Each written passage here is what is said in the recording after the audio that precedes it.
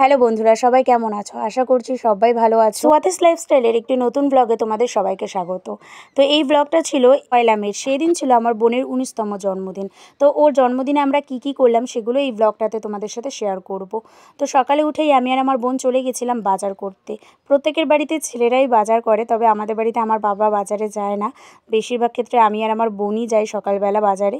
আর সকাল সকাল আমরা একদম হাটে চলে গেছিলাম, কারণ ওখানে সবজিগুলো অনেক কম দামে পাওয়া যায় আর সবজিগুলো অনেক ফ্রেশও থাকে। আমরা একেবারে মুদিখানা বাজারটাও করে এনেছিলাম। আর সেদিন সকাল থেকে এত গরম ছিল যে কি বলবো। তো বাড়িতে এসে দেখি কারেন্টও নেই, আরও বেশি গরম লাগছিলো। তো যাই হোক, এসেই এখানে কাজ করা স্টার্ট করে দিলাম, সবজি কাটা স্টার্ট করে দিলাম। কুমড়ো কাটছিলাম, কারণ দুপুরবেলা মা 5 রকম ভাজা করছিলো। আর কুমড়ো কাটতে কাটতেই ব্যাস আমার আঙুলটাও একটু কেটে গেছিলো। তো আমার বোন ওখানে ওই গাঁদা ফুলের পাতা দিয়ে দিল। দেন হাত কেটে বসে থাকলে তো আর হবে না, কারণ এতগুলো মানুষের রান্না তো সব আমিই করতাম। সেই জন্য একটুখানি বসেই আবার স্টার্ট করে দিলাম, নইলে তো অনেক দেরি হয়ে যাবে। তো এখানে সবজিগুলো কাটছিলাম, আর পিসি বাড়ির থেকে কড়াই এনেছিল, কারণ পিসিদের বাড়িতে একটা বড় কড়াই ছিল। এখানে আমি বিনসগুলোকে এরকম শেপ করে কেটে নিলাম। এখানে সবজি টবজি কাটার পর আমি চিকেনটা ধুতে আসলাম। আর আমার চিকেন ধুতে ধুতে বাবা দোকান থেকে ঘিটা নিয়ে আসলো, কারণ আমরা এত বাজারের মধ্যে ঘিটা আনতেই ভুলে গেছিলাম। আর যদিও আমরা কন্টেনার নিয়েও যাইনি। যাই হোক, এখানে পাকুও চলে এসেছিলো। দেন এখানে আমি চিকেনটা ম্যারিনেট করলাম। আর এই যে রান্নার ভিডিওটা না, যে এতগুলো মানুষের জন্য যে আমি চিকেন রাইস করলাম, সেই ভিডিওটা আমি আলাদা একটা ভিডিওতে দিয়ে দেবো, পুরো রেসিপিটা। কারণ একটা ভিডিওর মধ্যে দিলে না ভিডিওটা অনেক বড় হয়ে যাচ্ছে। বলতে কি, রান্না করার সময় একটু চিন্তাতে ছিলাম। এরম নয় যে আমি প্রথমবার এতগুলো মানুষের রান্না করছি। তবে ব্যাপারটা হচ্ছে কি, যে আমি এর আগে যতবার রান্না করেছি আমি ছোট কড়াইতে বারবার করে করতাম। তবে এবারটা আমি একেবারে বড় কড়াইতে একেবারে করেছি। তো সেই জন্য আমি একটু ভয় পাচ্ছিলাম যে আমি ঠিকঠাকভাবে নাড়তে পারবো কি না, ঠিকঠাকভাবে করতে পারবো কি না। আর আমাদের গ্যাসের তুলনায় কড়াইটা একটু বড়ও ছিল। আর যাই হোক না কেন, কিন্তু সবার শেষে সবাই বলেছে যে রান্নাটা খুব ভালো হয়েছে। ইনফ্যাক্ট আমার নিজেরও খেয়ে খুব ভালো লেগেছে। আর আমি নিজেই ভাবছিলাম যে বাবা, এটা আমি রান্না করেছি। যাই হোক, সত্যি খুব ভালো হয়েছিল। আর এখানে আমরা দুপুরবেলার খাবারটা খাচ্ছিলাম। ওখানে ঝোলটাকে আমি এখানে ফোটার জন্য দিয়ে গিয়েছিলাম। সেই জন্য সঙ্গীকে দুপুরবেলা যে আমি ভেবেছিলাম সাজিয়ে দেবো, সেটা আর দেওয়া হলো না। আর তারপর এখানে আমি রাইসের প্রিপারেশনটা করছিলাম চিকেনটা হবার পরে। আর এখানে এক বার্থডে গার্ল আমার পিসির ভ্রু তুলে দিচ্ছে।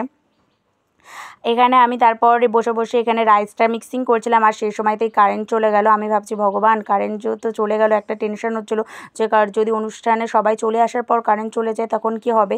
যাই হোক, এখানে আমি পুরো রাইসটা কমপ্লিট করে নিলাম। চিকেন তো আমার আগের থেকেই হয়ে গেছে, আর রাইসটাও খেতে খুব ভালো হয়েছিল।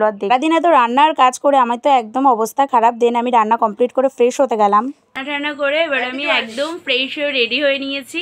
তোমরা জানিও, তোমাদেরকে দেখাবো রান্নাগুলো কেমন হলো। তো এখানে আমি পুরো কমপ্লিটলি রেডি, রান্না করে ফ্রেশ হয়ে একদম রেডি। এখানে আমার টাকটা একটু বেশি বোঝা যাচ্ছে আজকে, তো কিছু করার নেই।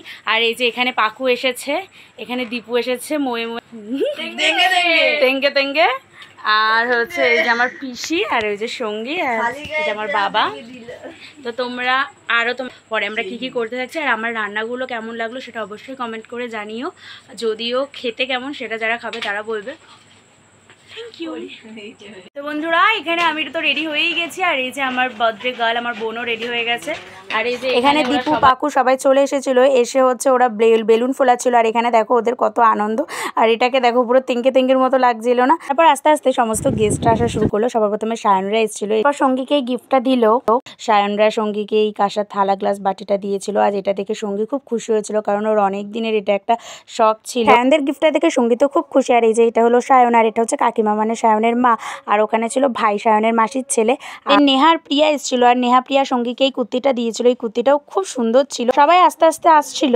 তারপরে সবাই আরও অনেক গিফট দিয়েছিল, যেগুলো আমি একদম ভিডিওর শেষে ফটোগুলো তুলে এখানে এডিট করে দিয়েছি, কারণ সেই সময় আমি কাজে ব্যস্ত হয়ে গেছিলাম বলে সেই সময়তে ভিডিওগুলো করা হয়নি। আর এখানে সায়নদের আমরা স্ন্যাক্সগুলো দিয়েছিলাম। আর আমার বোনের বার্থডে কেকটা দিয়েছিল আমার দাদা। দুপুরবেলা গিয়েই আমার বোন আর দাদা মিলে কেকটা এনেছিল। এনে পাশের বাড়িতে বৌদিদের বাড়িতে ফ্রিজে কেকটা রেখে দিয়েছিল। তো কেকটা ফাইনালি বার করলাম। কেকটা খুব সুন্দর লাগছিল না, কেকটা সত্যি খুব টেস্টিও ছিল।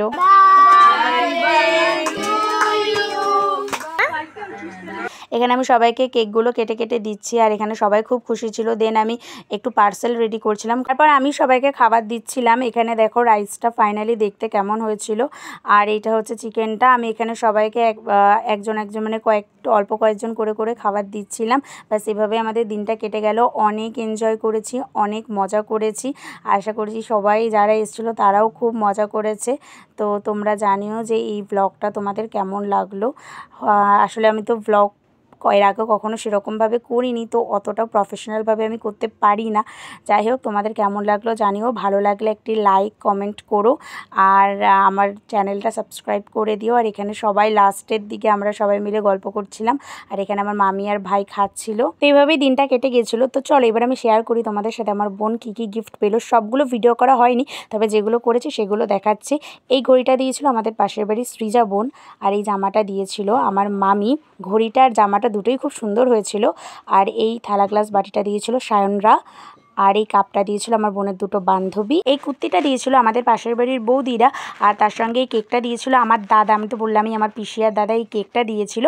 আর তাছাড়া আমার বোন পেয়েছিল অনেকগুলো চকলেট। প্রত্যেক কটা গিফট খুব সুন্দর হয়েছিল। সবাইকে অনেক ধন্যবাদ।